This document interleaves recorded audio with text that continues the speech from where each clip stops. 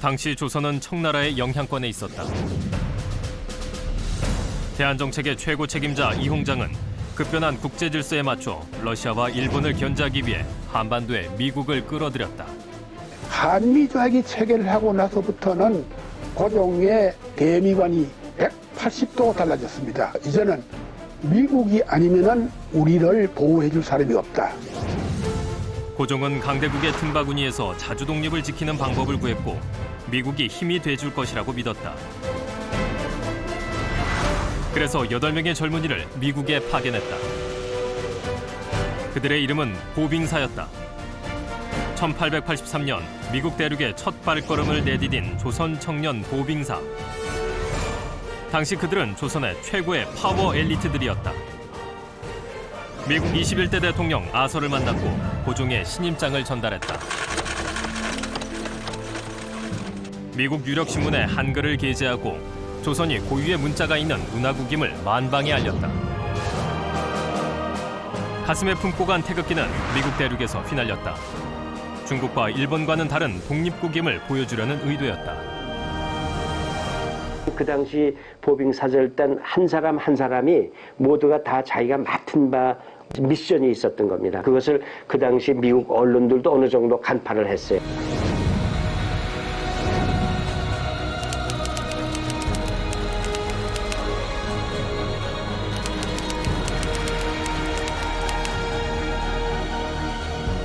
아주 그냥 적극적으로 말도 못하는데도 말도 걸기도 하고, 그래서 실제로 당초의 계획보다도 한 달인가를 더 있었어요.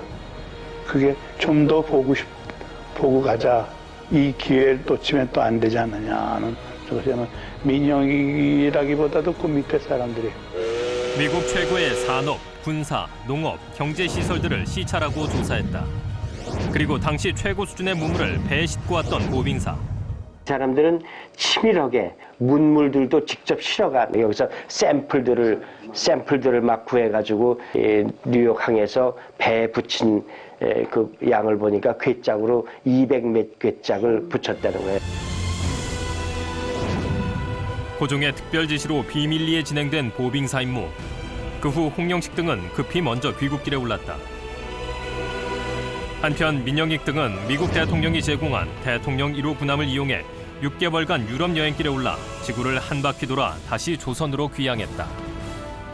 이제 민영익과 홍영식은 상당히 막역한 사이였는데 그때만 하더라도 뭐 홍영식과 민영익이 서로 나중에 정치적 대립할 거라고는 아무도 생각하지 못했을 때니까 갈 때는 그러니까 같은 편으로 간 거예요.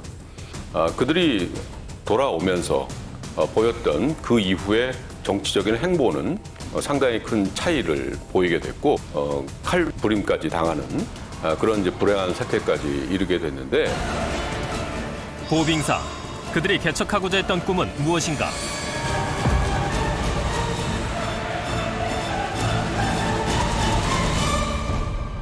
두 팀으로 나뉘어진 보빙사 일행들이 모두 귀국했다. 제물포를 떠난 지 10개월 만이었다. 지금 아쉬운 것은 보빙사에 관한 자료가 이제 민영익, 홍영식 등이 돌아와서 국왕에게 보고를 올린 복명기 정도밖에 남아있질 않아요. 안타깝게도 이들에 대한 국내 기록은 모두 사라졌다. 다만 보빙사의 대표와 부대표였던 민영익 그리고 홍영식의 복명기가 있다는 사실을 확인할 수 있었다.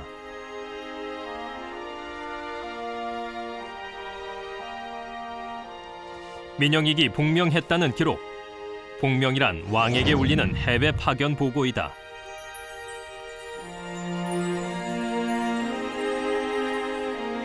승정원 일기에서 민영익과 고종이 나눈 대화를 찾을 수 있었다. 고종은 민영익에게 미국의 군사 제도를 물었다.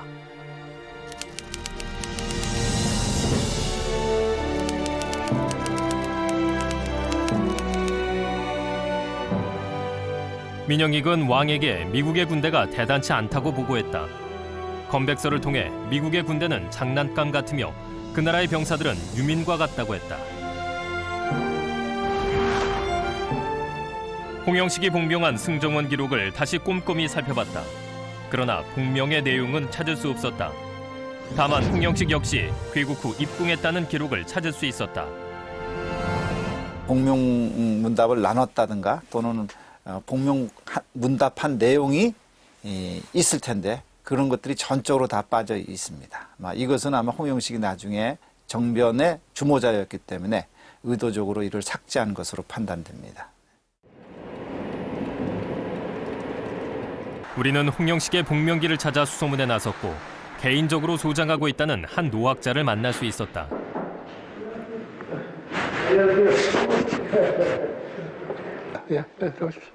김원모 교수는 평생 소중하게 간직하고 있었던 두루마리 하나를 꺼내봤다. 여기 있습니다. 이걸 가지고 가요.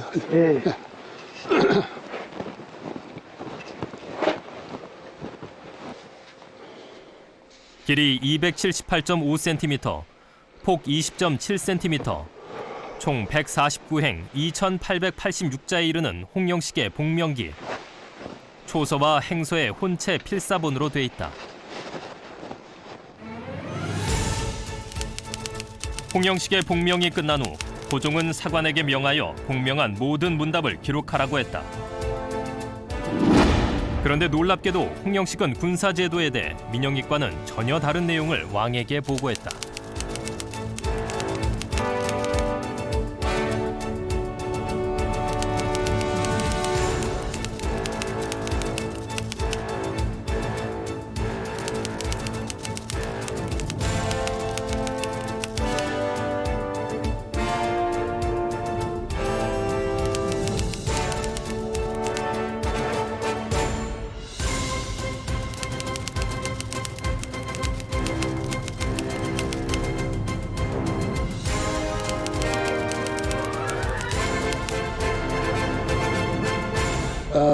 우위법지권, 입법권이나 입법권, 행정권, 사법권 이렇게 나누어져 있습니다. 홍영식 복명은 군사 문제뿐 아니라 정치, 경제, 산업 전반에 걸쳐 있다. 질문은 짧고 분명했고 대답은 구체적이며 막힘이 없었다. 한국의 정치적인 또 경제적인 산업적인 모든 면에서의 근대화를 이룩해야 되겠다 하는 이런 의지를 밝힌 문서라고 우리는 볼 수 있습니다. 전권 대신과 부대신인 두 사람, 똑같은 일정, 똑같은 것을 보고받지만 보고 내용은 전혀 상반된다. 두 사람의 전혀 다른 생각, 이유는 무엇일까? 실질적으로 미국과 일본을 돌아다니면서 민영익, 홍영식은 전부 다 정말 근대화의 필요성을 절실하게 느끼게 됩니다. 입장 차이는 분명했다. 그 당시는 민영익은 분명히 개화파의 리더 역할을 하던 사람이죠. 실제로 그 당시 기록에 보면 김옥균이라든가 홍영식이라든가 어윤중이라든가 김윤식 이런 사람들이 바로 민영익의 집에 드나들던 8명의 학사들 가운데 올라가 있습니다. 무슨 얘기냐면 고종이 자기의 친위 세력으로서 젊은 개혁 성향의 관료들을 양성해내는데 그 하나의 연결고리가 누구였냐면 민영익이에요. 그럼 민영익을 통해서 젊은 개혁 성향의 관료들을 이제 자신의 어떤 정치적 지지 기반으로 만들어 나간 것이죠. 민영익은 외국 문물을 본 충격을 글로 남겼다. 나는 어둠에서 태어나 광명의 세계를 갔다가 어둠으로 다시 돌아왔다. 아직 나는 나의 길이 무엇인지 잘 모르겠다. 그러나 조만간 알게 될 것이다. 민영익으로서는 일본과 미국을 돌아보면서 부국 강병은 필요하다. 근데 결국 그것을 이루려고 하면 정치제도의 변혁이 있어야 된다. 그래서 이제 민영익 같은 경우는 그렇게 될 경우 왕권 축소, 왕비 권한 축소, 민시 척적 권한 축소, 자신의 기득권 축소. 그것은 포기할 수 없다. 그래서 오히려 국권을 내세우기보다는 자기 척족이라든가 또는 개인의 기득권과 특권을 유지하기 위해서 반개화 쪽으로 돌아섰다고 판단됩니다. 홍영식의 생각은 달랐다. 전권 부대신이며 당대 영의정 홍순목의 아들인 홍영식. 한국의 자주와 부국강병을 달성하기 위해 대청 속방관계의 청산과 제도 개혁을 단행해야만 한다고 확신했다. 민영기과는 180도 다른 행보였다. 아버지가 영의정이죠. 홍만식 형도 과거에 그렇겠죠. 정말 조선 왕조 체제에서 가장 가문 좋고 잘 나가고 특권을 많이 가진 계층인데 스스로 자기의 그러한 기득권을 만들어준 체제를 부정하는 것은 정말 나라가 잘 살아야겠다. 진정으로 남의 나라에게 침략을 받지 않는 자주독립권. 온 국민이 정말 잘 먹고 잘 살아서 일치된결라는 멋진 나라를 구상하기 위해서 기득권을 정말 과감하게 던진 정말 바람직스러운 우리가 존경해야 될 인물로 판단이 됩니다. 이제 막 20살을 갓 넘긴 젊은이들. 미국 문물은 그들 모두에게 정말 커다란 충격이었다. 너무 걱정이 됐던 것이 이제 배울 게 너무나 많은데 이걸 어떻게 써먹을 수 있겠느냐, 그게 고심이었을 거예요. 다른 거는 몰라도 정치판은 많이, 우리나라 그 정치판 많이 들여다비는데 거기서 지가 자기네들이 이럽시다 저럽시다 해가지고 그거 들어먹힐 것 같은 세상이 아닌데, 그러니까 그 갑신정변에다가 그런 것들이 일으키게 되는 거죠. 만약에 보빙사를 가지 않았으면 민영익과 홍영식 이쪽 사이의 생각의 차이가 그렇게 확실하게 그렇게 나타나지 않았을 것 같아요. 그러니까 보빙사를 갔다 오면서 이들의 생각이 확 갈라지기 시작한 겁니다. 갑신정변을 일으키게 되는 하나의 이유가 된다고 설명할 수 있을 것 같습니다. 이들의 견해차는 어떤 결과를 낳게 됐을까? 운명적인 사건은 이곳 우정총국에서 벌어졌다. 조선 보빙사 부전권 대신 홍영식. 귀국 당시 그의 나이는 28살이었다.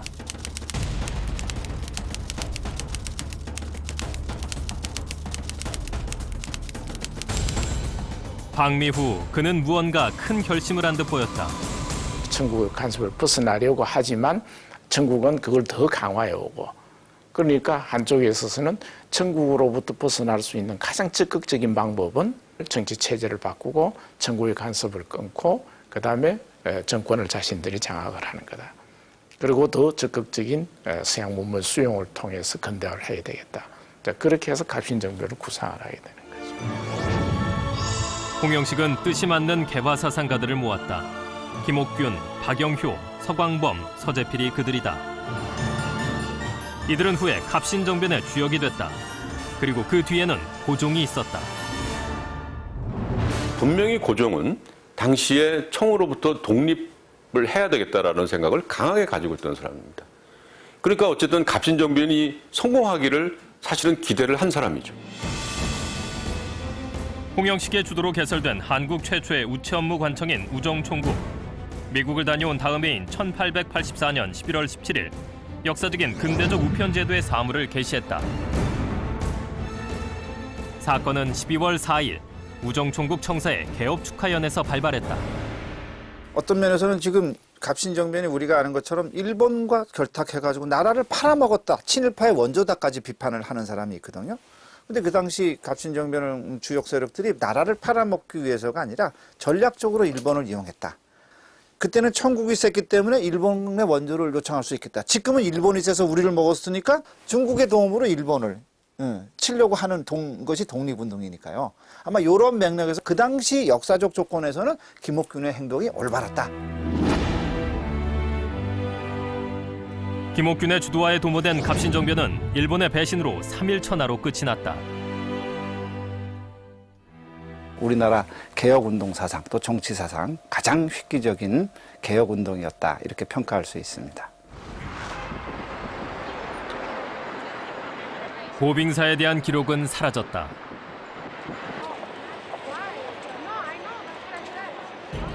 그렇게 모든 흔적은 소멸된 것일까? 귀국 후 홍영식이 가장 먼저 추진했고 개혁의 무대가 됐던 우정총국에서 보빙사의 사라진 역사를 찾아보기로 했다. 바로 제 뒤로 보이는 이 빌딩이 뉴욕에서 가장 큰 우체국의 하나입니다. 이 우체국은 역사가 굉장히 길어서 1883년 보빙사절단이 왔을 때도 이 자리에 있었습니다. 보빙사가 미국에 도착한 지 23일, 조선을 떠난 지는 2달이 넘어가고 있었다. 조금이라도 더 많은 문물을 배워가기 위해 이들은 조를 나누어 시찰을 했다. 특히 홍영식은 근대적 우편 제도에 크게 감탄했다. 그 당시에 우리나라에서는 서신을 보내려면은 인편을 구해든지 아니면은 하인을 시켜 직접 전달하는 방법뿐이 없었습니다.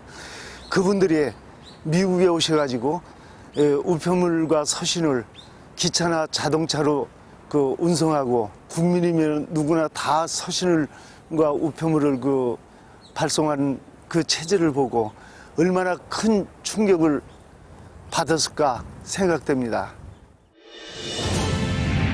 미국의 최신 시스템을 보고 돌아온 홍영식. 이를 도입하는 것은 대한민국 우편 제도의 일대 변혁이었다.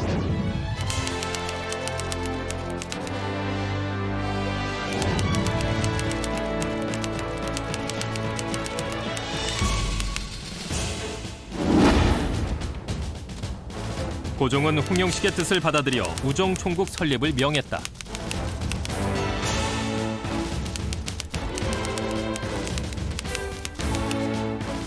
그리고 홍영식으로 하여금 우정국 업무를 총괄하게 한다. 업무는 별탈 없이 진행되는 듯했다.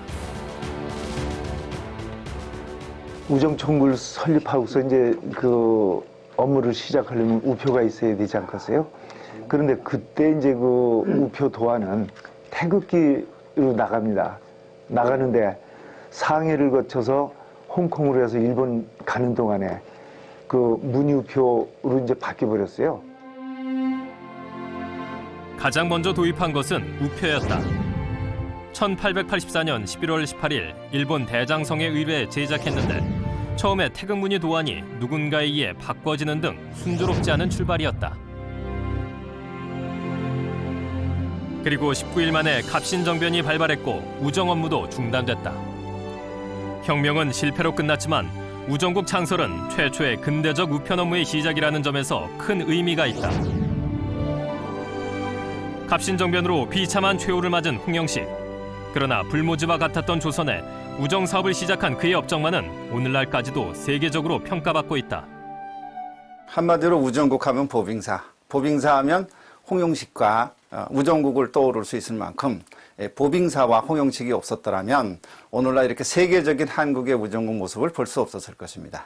정말 보빙사가 미국을 방문한 후 얻을 수 있었던 가장 커다란 성과 열매라고 한다면 바로 우정국을 들 수 있습니다.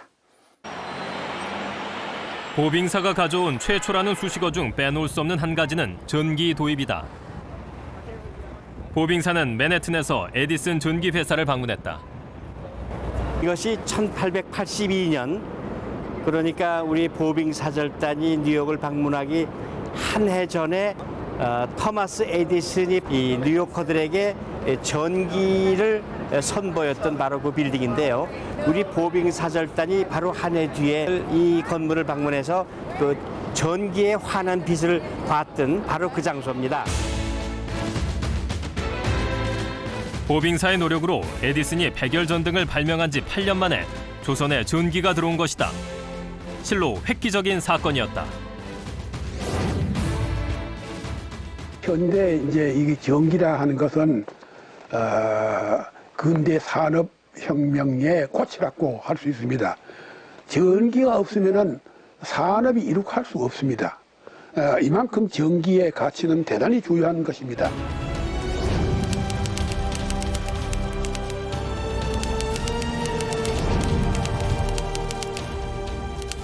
홍영식은 전기발전기 등 선진 기계 도입도 강력히 진언했다. 이 일에는 뉴욕에서 보빙사를 안내했던 상인 프레이저가 도움을 줬다. 근데 에버렛 프레이저라는 사람은 누구하고 친구냐면 토마스 에디슨하고 개인적인 친구였어요. 그래서 전기를 동양 쪽에 파는 익스클루시브를 가지고 그게 나중에 일본에도 팔았고 한국에도 팔았고. 1887년 3월 6일 어둠이 짙게 깔린 경복궁 건천궁. 궁 안에 모든 사람들이 몰려들었다. 잠시 후 작은 불빛 하나가 켜졌다. 사람들 사이에서 자연스럽게 환호성이 터져나왔다. 보빙사 갔다 온 후에 1887년에 우리 발전기가 이제 들어와서 또 물이 필요해요. 그 이제 엔진을 좀 식혀야 되니까.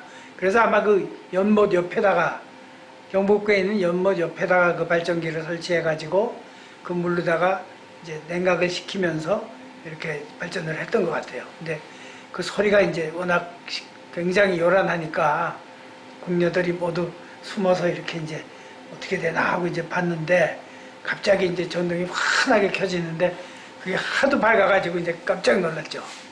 근데 그 당시만 해도 이제 그 백열등이 오래 가지를 못해서 그저 몇 시간 가다가는 확 꺼져 버리니까 이제 그래서 이제 무슨 그런 그 건달불이라는 말도 생기고 그랬죠. 에디슨 전기회사도 당시로선 최신 설비를 설치했다고 한다. 그러니까 1885년 일본이 우리보다 2년 앞서서 전등이 먼저 들어오긴 들어왔지만 그쪽은 3.5km 그 발전기를 갖다 들어왔고요. 우리 같은 경우는 1887년에 들어올 때 이미 그 가장 최신형인 7kW 에디슨 다이나모 발전기가 국내에 들어오게 된 겁니다. 그 설비는 어떻게 보면 그 유럽 쪽보다도 설비가 더 앞섰다고 볼 수가 있거든요. 외국에서 초빙한 전기 기술자들도 당시 최고였었다. 보빙사는 미국을 다녀온 후 곧바로 전기를 이제 들여오려고 합니다. 근데 갑신정변 때문에 조금 늦어져서 고종은 1886년부터 발전기를 들여오기 전에 미국 전기기사 맥케이를 비롯해서 여러 기술자들을 초빙해 옵니다. 그 미국 기술자들이 받았던 월급은 당시 주한 미국 공사였었던 푸트의 월급보다도 많았을 만큼 대우가 매우 좋았다고 전해집니다. 우편제도, 우정국의 창시와 더불어 전등 설비 설치는 보빙사의 방미가 이룬 커다란 상징적인 성과물이다. 전기 없이는 그야말로 뭐 일상생활이나 산업도 아무것도 할 수가 없죠. 그 유럽도 이제 전기가 발명된 후 산업혁명이 일어나서 이제 선진 국가로 발돋움하게 되었는데 시기적으로 따지고 보면 우리나라도 그렇게 늦은 편이 아니었습니다. 그러니까 미국 같은 나라도 보빙사가 방문하기 전인 바로 그 전해인 1882년부터 전기를 상용화했으니까요. 근데 이제 우리가 보빙사의 소개로 1887년부터 전기 발전소를 만들었다고 하는 것은 그야말로 가장 큰 산업혁명이자 원동력이 되었다고 할 수 있습니다.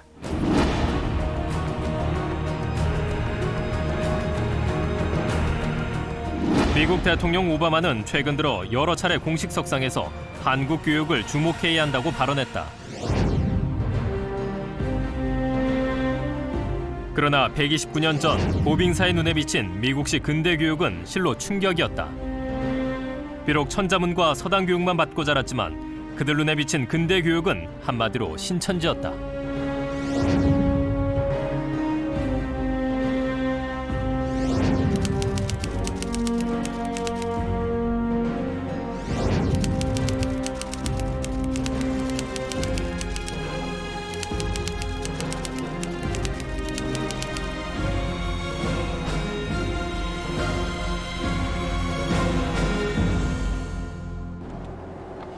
보빙사의 미국 사행 후 한국 교육은 큰 전환점이 마련되는데 결정적인 계기는 보빙사가 가우처 박사를 만난 것이다.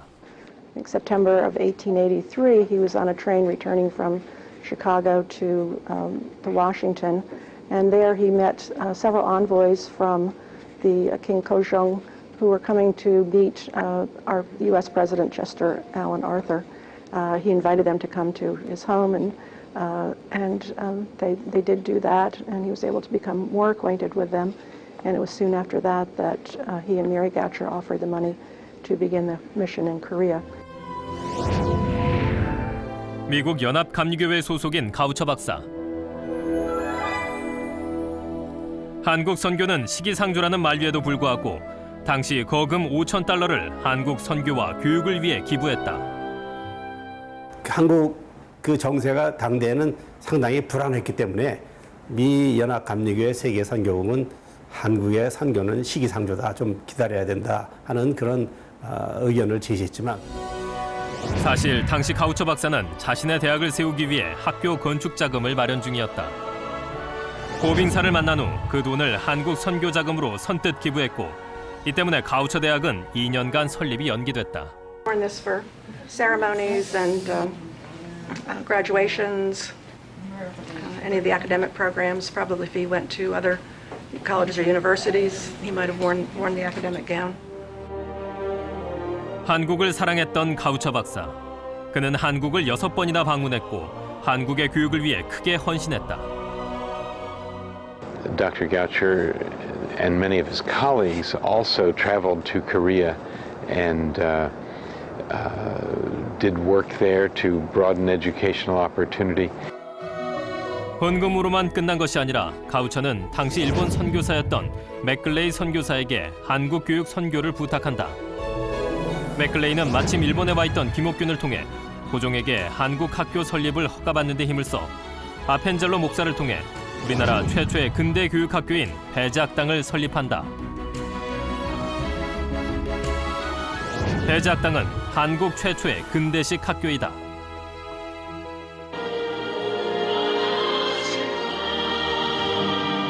근대 교육 발전에 빼놓을 수 없는 것이 이화여자대학이다. 유독 최고의 수식어가 많은 이화여대는 우리나라 최초의 여성 근대학교 교육기관이며 여성교육의 중심으로 세계 최고가 됐다. 감리교에서는 3분의 선교사가 오셨어요. 그래서 윌리엄 스크랜트는 의료 선교를 하셨고요. 아펜셀러 목사님은 이제 배제학당을 건립하시고 일반 선교하셨고, 메리 스크랜트는 이제 여성 선교를 하셨고, 그분이 이제 1886년에 이화학당을 이제 정동에서 시작하신 것이 이화대학의 시초입니다. 이화학당을 설립한 것은 스크랜톤 여사였다. 처음 개교 당시 조선은 여성교육은커녕 근대교육조차 낯선 시절이었다. 학생이 없어 버려진 아이, 굶주린 아이를 마다 않고 교육했다. 언제나 한국 문화를 사랑해야 된다. 우리는 한국 여성이다. 스크랜턴 선생님이 처음에 우리를 교육시킬 때도 한국 여성이 한국 문화에 자긍심을 갖기 위해서 키우는 거지 뭐 미국 여자로 기르는 건 아니다 이러셨거든요. 우리나라 최초의 여의사 박에스더와 우리나라 최초의 여성 외교관 하란사당을 배출하는 등 조선의 근대화의 지도자를 양성하는 요람으로 성장한다. 그 복명기를 보면은 홍영시가 가장 주안점을 준 것이 교육 제도를 확립해야 되겠다 하는 것을 거기에 몇 차례 언급을 했습니다. 우리가 근대화를 하려면은 교육을 통해서 인재를 양성해야 된다. 이것은 기본적인 조건입니다만은 이래서 학교를 세워야 되겠다, 인재를 양성해야 되겠다 이런 뜻에서 미국 교사를 초빙을 해야 되겠다 해서 길모, 벙커, 헐버트 이 3사람을 교사로 초빙을 하게 된 것입니다. 이래서 1886년 8월 29일에 이 길모, 벙커, 헐버트 이 3사람이 유경공원을 세웁니다. 유경공원. 고종은 우리나라 최초의 근대식 공립교육기관인 유경공원을 설립해 우리나라 근대학문의 꽃을 더욱 피게 한다. 우리나라 근대교육이 일제강점기 때부터 시작되었다라고 말하는 분도 계신데 사실 그렇지 않습니다. 1883년 보빙사가 미국에 가서 가우처 박사를 만난 뒤 이를 계기로 1885년 우리나라 최초의 근대적 학교인 배제학당, 그리고 그 다음해인 1886년 이화학당과 최초의 왕립학교인 유경공원이 만들어졌습니다. 따라서 보빙사는 우리나라 교육의 초석이자 시작이고 기둥이 되었던 역사적인 사건이었다라고 평가할 수 있습니다. 보빙사가 우리에게 남긴 것 중 빼놓을 수 없는 것이 또 한 가지 있다. 바로 농업혁명이다. 보스턴시 외곽 약 30km 거리에 있는 켄턴과 대댐의 지역. 보빙사가 미국을 방문했을 당시 이곳은 남북전쟁 당시 우상이던 월코트 대령의 농장이었다.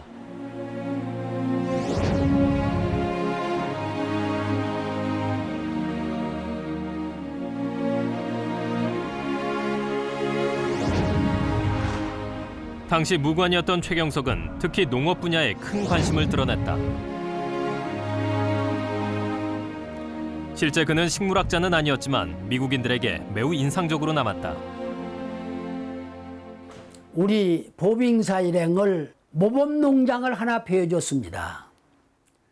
그 자리에서 제일 질문이 많았던 분이 최경석이라고 하는데 훈련은 첨정이라고 기록에도 있는데 카넬 최다 해서 최대령이 이게 우리나라에서 대령이라는 이름도 없는 때인데 자기들 임의로 최대령이라고 붙여놓고 이분이 질문을 가장 많이 하셨다고 그러는데 보빙사는 미국 농무성과 국립농업시험장까지 견학한다.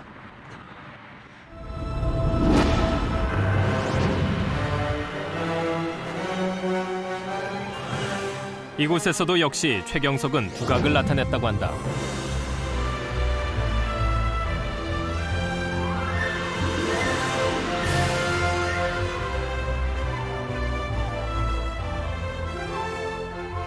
(1862년) 설립된 국립농업연구소는 링컨 대통령의 법령에 따라 식물을 연구하는 기관으로 발족했다.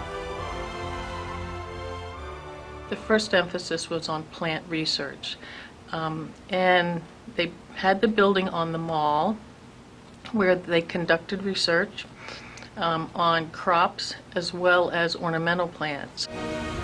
이미 산업화된 미국에서도 여전히 농업은 나라의 중심 산업이었다. 당시 농업국가였던 조선에서 농사시험장의 필요성을 절실히 느낀 보빙사는 국무장관 프릴랭 하이젠에게 농업기술자의 파견을 요청했고 승낙을 받은 뒤 귀국할 수 있었다. 이 최경석이는 농무성을 방문하고 자료를 얻고 종자라든지 또 그다음에 가축이라든지 또 농기구라든지 이것을 도입을 해서 농업혁명을 일으켜야 되겠다 하는 이런 의지를 밝혀서 돌아옵니다. 미국에서 돌아온 보빙사 일행의 보고 내용이다.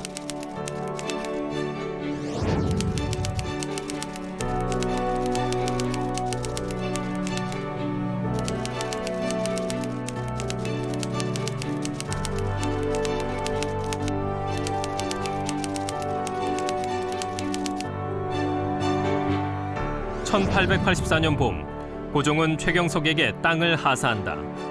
이곳에서 최경석은 미국에서 보았던 농업시험장을 본딴 우리나라 최초의 시험장을 시도한다. 이것이 1884년 5월 28일에 농무목축 시험장을 개설합니다.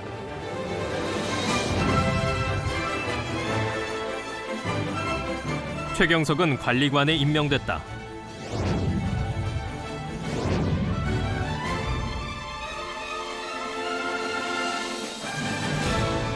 이 장소는 어디냐면은 망우리에다가 이것을 설치해서 그야말로 농업혁명의 아주 그 시발점이 되게 된 것입니다.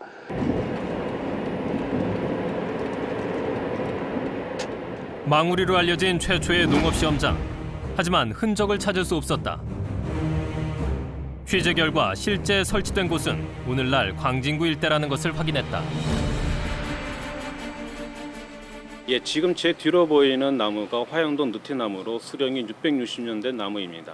이쪽 일대에는 조선 태종 때 만들었다고 하는 사복시 말목장이 있던 곳입니다. 살고지 목장의 그 경계에는 동쪽은 아차산 능선을 따라서 면목동까지, 그 다음에 서쪽 경계는 지금 시립대가 있는 매봉산을 따라서 남쪽으로 현재 한양대가 있는 이쪽고요. 그 다음에 남쪽 경계는 살고지 다리를 시작으로 해서 이쪽 그 광나루 쪽 경계까지가 그 살고지 목장의 범위가 되겠습니다. 고종께서는 황실의 말 증식하는 장소로 자양동 일대가 그때 말 증식하는 황실 목장이었는데 축산관계 시험을 하는 장소로 정해주고 관리는 최경석 씨가 초대 장장이 되어가지고 시험장을 운영을 했었는데 광진구 자양동 일대에 설립된 우리나라 최초의 농업시험장터에는 낙천종이라는 정자가 아직도 남아있다. 최초의 농사시험장에는 각종 젖소, 돼지 등 축산물을 비롯해 농작물 344종이 재배됐다. 전기 도입에 도움을 줬던 상인 프레이저가 역시 힘이 돼줬다.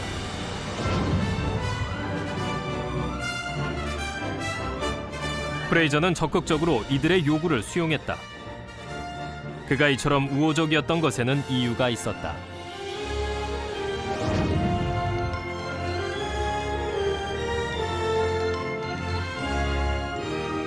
그때까지만 하더라도 동양에서는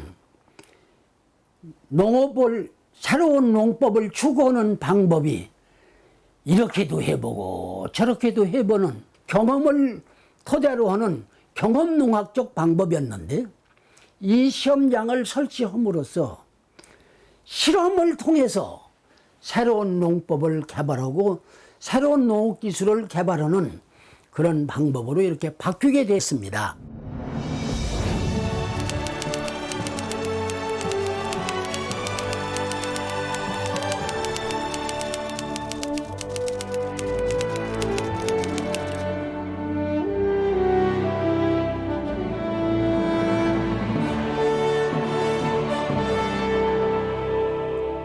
전근대적인 방식에 머물렀던 한국 농업.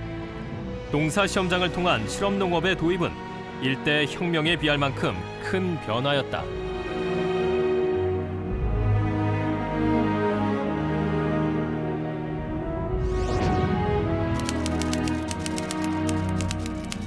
농사 시험장에서 생산된 종자는 전국 300여 개 권원에 보급되는 등 점차 자리를 잡아가고 있었다. 농장 운영과 관련해 최경석은 자세한 보고서를 남기기도 했다.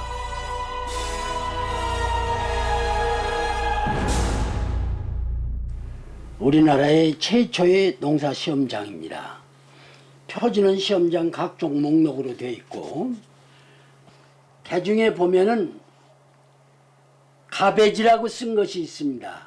이건 오늘날 캐베스, 양배추를 의미하는 것이고,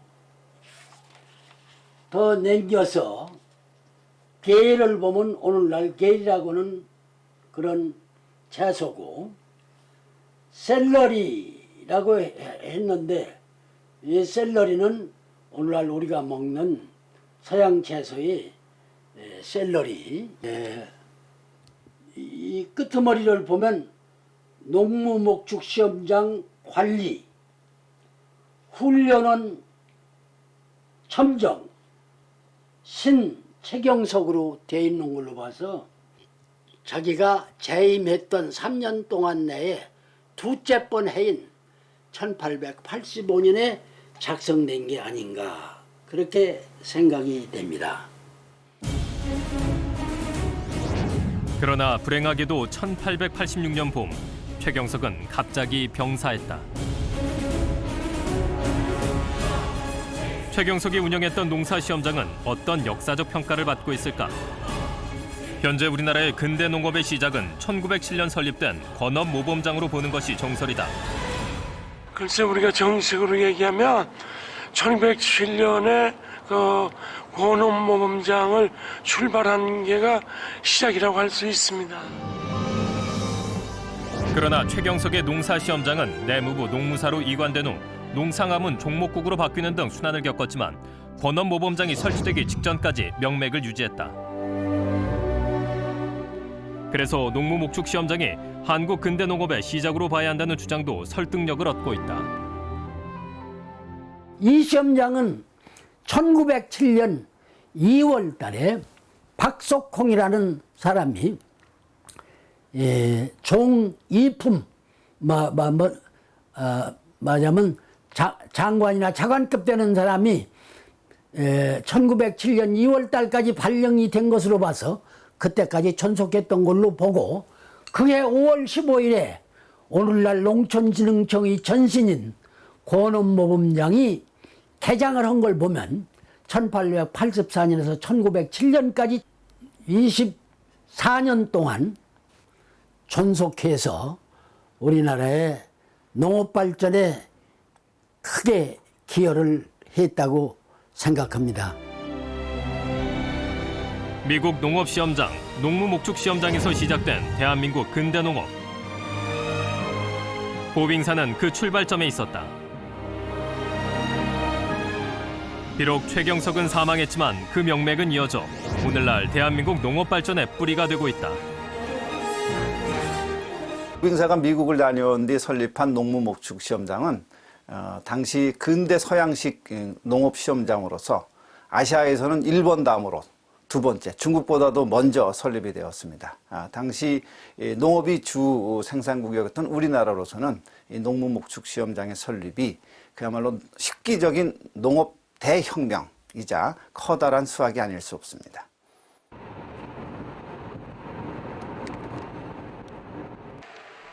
전 우정박물관장이자 갑신정변의 주역, 보빙사의 부대신이었던 홍영식의 후손인 홍석호 씨.